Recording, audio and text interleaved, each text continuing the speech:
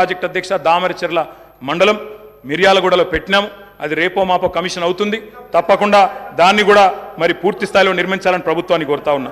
1080 మెగావాట్ల భద్రాద్రి అధ్యక్ష దాన్ని కూడా నిర్మించాం.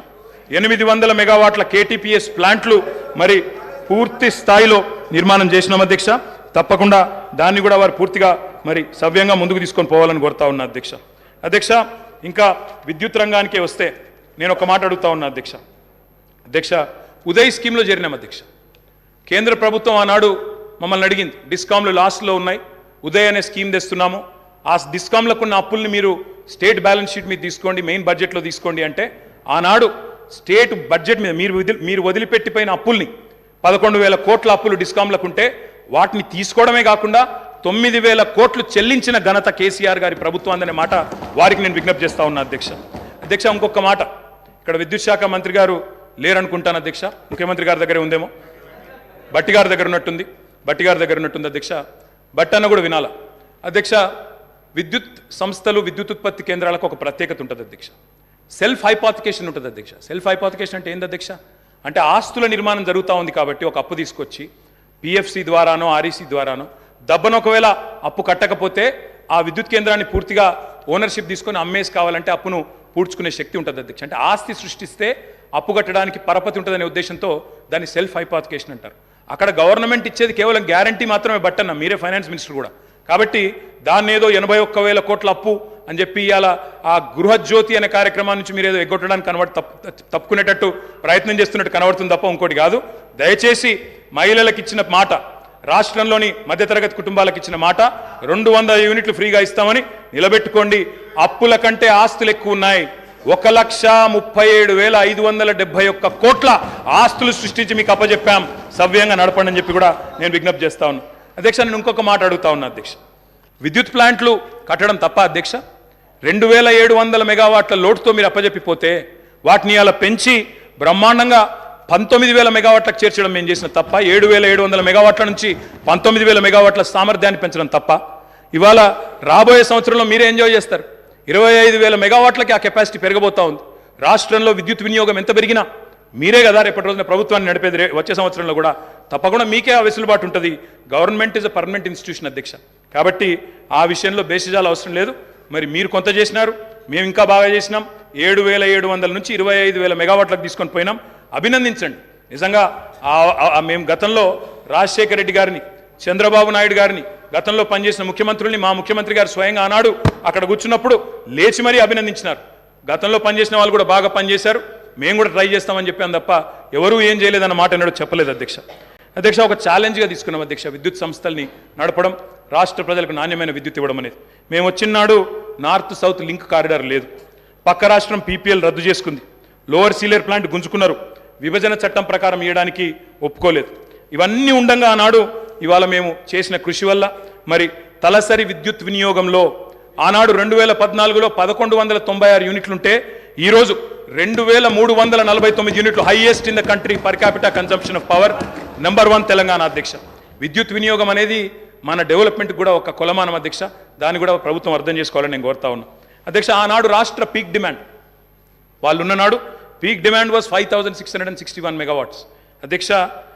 మేము దిగిపోయే నాటికి 15,497 మెగావాట్లకి పీక్ డిమాండ్ పెరిగింది.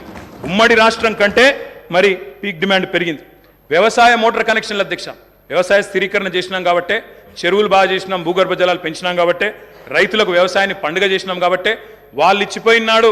ఆనాడు 19 లక్షల పంప్ సెట్లుంటే, వ్యవసాయ పంప్ సెట్లుంటే, మా ప్రభుత్వంలో అధ్యక్ష అవి 28 లక్షల పంప్ సెట్లు అయినాయి అధ్యక్ష. ఒక్క రైతులకు విద్యుత్ ఇవ్వడానికి ఉచితంగా 24 గంటల ఉచిత విద్యుత్ ఇవ్వడానికి అధ్యక్ష మేము ఖర్చు పెట్టింది సంవత్సరానికి 1,000 కోట్ల రూపాయలు అధ్యక్ష. మొత్తంగా చూసినట్టయితే అధ్యక్ష 12,000 కోట్ల అధ్యక్ష. సంవత్సరానికి 1,000 కోట్లు, 10 ఏళ్లలో దాదాపు 12,000 కోట్లు ఖర్చు పెట్టినాం అధ్యక్ష. సంవత్సరానికి 10,000 కోట్లు మన్నించాలి అధ్యక్ష. విద్యుత్ ఉత్పత్తి సరఫరా వ్యవస్థను మెరుగుపరచడానికి, అస్తవ్యస్తంగా ఉన్న డిస్ప్రపోర్షనేట్గా ఉన్న డిస్ట్రిబ్యూషన్ చక్కగా చేయడానికి మేము పెట్టిన ఖర్చు అధ్యక్ష 98,726 కోట్లు అధ్యక్ష. మాటలతో, ఊకదంపుడు ఉపన్యాసాలతో, ఎటుబడితే అటు గావు కేకలతో విద్యుత్ సంస్థలను సరిచేయలేము అధ్యక్ష. పెట్టుబడి పెట్టాలి. పెట్టుబడి ఉత్పాదక రంగంలో పెడితే దాన్ని పెట్టుబడిగా చూడాలి తప్ప అప్పు అని మాట్లాడడం అనేది శుద్ధ తప్పు అధ్యక్ష. అధ్యక్ష నేను ఇంకొక లెక్క చెప్పాలి అధ్యక్ష. వారు మాకు అప్పజెప్పిపోయిన నాడు ఉన్న 400 kV సబ్స్టేషన్లు తెలంగాణలో 6, ఈరోజు 28 అధ్యక్ష. మేము 2014లో బాధ్యతలు చేపట్టిన నాడు 220 kV సబ్స్టేషన్లు 51, మేము కట్టింది 10 ఏళ్లలో మరొక 52, మొత్తం కలిపి ఈరోజు 103 220 kV సబ్స్టేషన్లు. 132 kV సబ్స్టేషన్లు నాడు 176, ఈరోజు 252.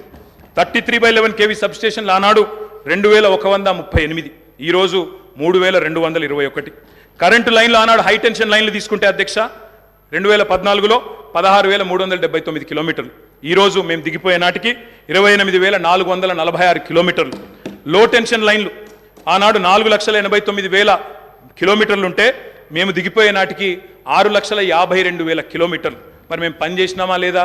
ఈ ఆస్తులు శాశ్వతంగా తెలంగాణకు దక్కుతాయా లేదా? మీరే ఆలోచించాలా, చూసే ప్రజలే ఆలోచించాలని చెప్పి నేను కోరుతా ఉన్నాను అధ్యక్ష. రైతు పొలం ఎండిపోకూడదు అనే ఒక కమిట్మెంట్తో ఆనాడు కేసీఆర్ గారు పడ్డ తపన అధ్యక్ష. ఓపెన్ మార్కెట్లో, ఎందుకంటే 2,700 మెగావాట్ల లోటుతో ప్రారంభమైంది మా ప్రయాణం, అందుకే ఓపెన్ మార్కెట్కి పోయినాం. ఎంత ఖర్చైనా వెరవకుండా రైతు పొలం ఎండనీయకుండా 10 ఏళ్లు నడిపినాం అధ్యక్ష. ఒక్క సంవత్సరం కూడా క్రాప్ హాలిడే ఇవ్వకుండా నడిపిన ఘనత గౌరవ పెద్దలు కేసీఆర్ గారికి దక్కుతుంది అధ్యక్ష. అధ్యక్ష విదేశీ బొగ్గు దిగుమతితో ఎన్టీపీసీ లాంటి ఇతర సంస్థల కరెంట్ రేట్లు విపరీతంగా పెరిగినాయి అధ్యక్ష. పెరిగిన తర్వాత కూడా మరి వాళ్ళు మా మీద అదనపు భారం మోపినారు. 12,718 కోట్ల ట్రూ అప్ ఛార్జీలు మా మీద వేయబోతే ఆ ట్రూ అప్ ఛార్జీలు కూడా వినియోగదారుల మీద, రైతుల మీద, మహిళల మీద, గృహాల మీద వేయకుండా మొత్తం కూడా భరించింది ఆనాడు తెలంగాణ ప్రభుత్వం అధ్యక్ష. 12,718 కోట్ల అదనపు భారాన్ని కూడా మోసినాం. ఇవాళ అప్పులు మాత్రమే చెప్పి ఆస్తుల గురించి చెప్పకుండా తప్పించుకుంటామంటే కుదరదు అధ్యక్ష. నేను అడుగుతా ఉన్నా అధ్యక్ష, ఈ ప్రభుత్వాన్ని మాకు దృఢమైన చిత్తం ఉంది. మోటార్లకు మీటర్లు పెట్టం అని తెగేసి చెప్పినాం. అదనంగా 25-30 కోట్ల నష్టం వస్తున్నా తెగేసి గట్టిగా నిలబడ్డాం. రైతులకు అన్యాయం చేయమని చెప్పినాం. ఈ ప్రభుత్వం ఆ మాట మీద నిలబెడుతుందా లేదా మోటార్లకు మీటర్లు పెడుతుందా చెప్పాలని చెప్పి కూడా నేను గౌరవ ముఖ్యమంత్రి గారిని కోరుతా ఉన్నా. రాష్ట్రంలోని రైతులందరి పక్షాన కూడా తప్పకుండా ప్రశ్నిస్తా ఉన్నా. ఉచిత విద్యుత్తును ఊడగొట్టే పన్నాగాన్ని ప్రతిఘటించినాం అధ్యక్ష. నేను ఒకటే కోరుతా ఉన్నా, కొత్తగా వచ్చిన ప్రభుత్వం ఒకటి కోరుతా ఉన్నా అధ్యక్ష, విద్యుత్ విషయంలో 3 గంటల కరెంటు, 10 HP మోటార్లు, ఆ మాటలు వినవద్దనే కోరుకుంటున్నాం అధ్యక్ష. 24 గంటల కరెంటే ఉండాలని కోరుకుంటున్నాం. వ్యవసాయానికి 24 గంటల కరెంటే ఉండాలా, గృహాలకు 24 గంటల కరెంటే ఉండాలా, పరిశ్రమలకు కూడా మళ్ళీ పవర్ హాలిడే ఇచ్చే దుస్థితి రాకూడదని కోరుతా ఉన్నాం. వారే పిలుపునిచ్చారు అధ్యక్ష, కరెంటు బిల్లులు కట్టొద్దు, మేము వచ్చేస్తున్నాం కట్టకండి అన్నారు. మరి రాష్ట్రంలో ప్రజలు కట్టబోవడం లేదు. మరి వెంటనే మీరు గృహజ్యోతి కార్యక్రమాన్ని ప్రారంభించి మరి ఆ ఇచ్చిన హామీని కూడా నెరవేర్చాలని చెప్పి కూడా నేను కోరుతా ఉన్నా అధ్యక్ష. వ్యవసాయం విషయానికి వస్తే అధ్యక్ష, ఆనాడు మీకు తెలుసు అధ్యక్ష, ఎండిన చెరువులు, ప్రాజెక్టులు కట్టలేదు, రకరకాల అవస్థలు. ఒక్కొక్క ప్రాజెక్ట్ SRSP కానీ అప్పర్ మానేరు, నా కాన్స్టిట్యున్సీ అధ్యక్ష, అప్పర్ మానేరు అధ్యక్ష 12 ఏళ్ళకు ఒకసారి నిండేది. కుడెల్లి వాగులో, మంజీరాలో నీళ్ళే వచ్చేది కాదు అధ్యక్ష. ఆనాడు ఎన్నడూ ప్రాజెక్టుల విషయంలో పెద్దగా పట్టించుకోలేదు అధ్యక్ష. మరి ఇక నేను మళ్ళీ ఎక్కువ మాట్లాడితే ఎక్కువ మాట్లాడినాను అంటారు అధ్యక్ష, నేను దాని జోలికి పోను. ఆ రోజు కాంగ్రెస్ పరిపాలనలో పరిస్థితి ఏంటంటే అధ్యక్ష, కొంతమంది రైతులది వాళ్ళ ఇంటి పేరే ఆఖరికి వ్యవసాయంలో వచ్చిన ఛాలెంజ్ల వల్ల వాళ్ళ ఇంటి పేర్లే మారిపోయిన పరిస్థితి. నల్గొండ పక్కకు మూషంపల్లి అని ఒక ఊరు ఉంటుంది అధ్యక్ష. ఆ ఊళ్ళో రామరెడ్డి గారు అని ఒక పెద్ద మనిషి, పాపం ఆయన 54 బోర్లేసి, బోర్లు వడక ఆఖరికి ఆయన ఊళ్ళో ఆయన పెట్టిన పేరే బోర్ల రామరెడ్డి. బొక్కబోర్ల పడ్డ రామరెడ్డి, బొక్కబోర్ల పడ్డ వ్యవసాయం, బోర్ల రామరెడ్డి ఆయన ఇంటి పేరు అయిపోయింది అధ్యక్ష. అది ఆనాడు పరిస్థితి అధ్యక్ష, చుక్క నీరు రాని పరిస్థితి. అదేవిధంగా అధ్యక్ష, మా శ్రీధర్ బాబు గారికి తెలుసు, ఆయన మంత్రిగా ఉండే ఆనాడు, నేను ఎమ్మెల్యేగా ఉంటే 2009-10లో. ఆ రోజు అధ్యక్ష వెంకటాపూర్ అనే ఊరు, ఎల్లారెడ్డిపేట మండలం, ఒక దళిత రైతు మునిగే ఎల్లయ్య అనే రైతు ఎరువుల కోసం లైన్లో నిలబడి సొమ్మసిల్లిపోయి అక్కడే మూర్ఛ వచ్చి మరణించిన పరిస్థితి. ఇది నేనేం వక్రీకరిస్తలేను, ఏం వేరే చెప్తలేను అధ్యక్ష, ఉన్న వాస్తవాలే చెప్తా ఉన్నా. ఆ రోజు మీరు మంత్రిగా ఉన్నారు అధ్యక్ష. ఇట్లా ఎన్నో ఉన్నాయి అధ్యక్ష. వారి పరిపాలనకి మా పరిపాలనకి తేడా ఏంటంటే అధ్యక్ష, ఒక సంవత్సరం కిందట మా సురభి వాణీదేవి గారు ఎమ్మెల్సీ ఎన్నికల్లో నేను ప్రచారం చేస్తూ ఉంటే అధ్యక్ష, ఒకరోజు కాలేజీల యాజమాన్యాలతో మీటింగ్ పెట్టినాను. మీటింగ్ పెట్టినప్పుడు అందరు యాజమాన్యాలు వచ్చినారు. వస్తే నేను కొద్దిసేపు ఉపన్యాసం చెప్పి, మేము బాగా పనిచేస్తున్నాం, మాకు ఓటేయండి అని చెప్పి పొద్దున బ్రేక్ఫాస్ట్ మీటింగ్. వాళ్ళందరూ చాలా గంభీరంగా ఉన్నారు సార్. గంభీరంగా ఉంటే నాకు అనుమానం వచ్చింది, వీళ్ళు ఓట్లు వేస్తారా లేదా ఏం సంగతి అని చెప్పి అక్కడ పెద్ద మనిషి దగ్గర పోయి అడిగినాను సార్. అయ్యా పెద్ద మనిషి, మరి మీరేం సార్ ఇంత సీరియస్గా ఉన్నారు, ఓటేస్తారా లేదా అని అడిగిన. ఆయన అన్నారు, ఒక్క నిమిషం మైక్ ఇస్తారా నాకు అన్నారు. తీసుకోండి అని చెప్పినాను సార్. ఆయన పేరు అధ్యక్ష, ఆ పెద్ద మనిషి పేరు కృష్ణారెడ్డి గారు. మన ఐతవోలోనే ఊరు, మన మహబూబ్ నగర్ జిల్లా, పూర్వ మహబూబ్ నగర్ జిల్లా, ప్రస్తుత నాగర్ కర్నూలు జిల్లా అధ్యక్ష. ఆయన గొప్ప మాట చెప్పినారు అధ్యక్ష. ఆయన ఏమన్నారంటే, నా పేరు కృష్ణారెడ్డి అండి. నేను ఎస్విఎస్ అనే మెడికల్ కాలేజ్ నడుపుతాను మహబూబ్ నగర్ జిల్లాలో.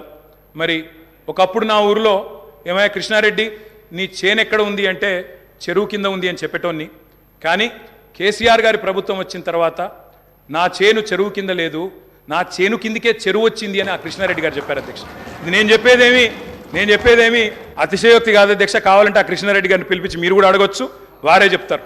అధ్యక్ష ఒక్క మాట అధ్యక్ష, ఇవాళ తెలంగాణలో పుట్ల కొద్ది పంటలు, ఎటు చూసినా ధాన్యం గుట్టలు అధ్యక్ష. ఎక్కడ పోయినా ఏ రోడ్డు కన్నా పోండి అధ్యక్ష మీరు రాష్ట్రంలో ధాన్యం గుట్టలు, రైతుల కళ్ళం నిండా గింజలు. అధ్యక్ష డిస్టర్బ్ చేశారు వాళ్ళే. అయినా మీరు నా మొదటి స్పీచ్ మీరు స్పీకర్ అయిన తర్వాత మీరు అగ్రికల్చర్ సార్, అది కూడా రైతుల సబ్జెక్ట్, నేనేమి సబ్జెక్టు మాట్లాడుతున్నా తప్ప ఎక్కడ పోవట్లేదు. I'm speaking strictly on subject sir, విమర్శలు కూడా నేను చేయట్లేదు. అధ్యక్ష రైతు కళ్ళం నిండా గింజలు ఉన్నాయి, పల్లెం నిండా మెతుకులు ఉన్నాయి సార్. దేశానికే గుమ్మిగా మారింది సార్ ఇవాళ తెలంగాణ. అన్నమో రామచంద్ర అని ఏడ్చిన తెలంగాణ అధ్యక్ష ఇవాళ దేశానికి అన్నం పెట్టే స్థాయికి వచ్చింది. ఒక మాటలో చెప్తా అధ్యక్ష,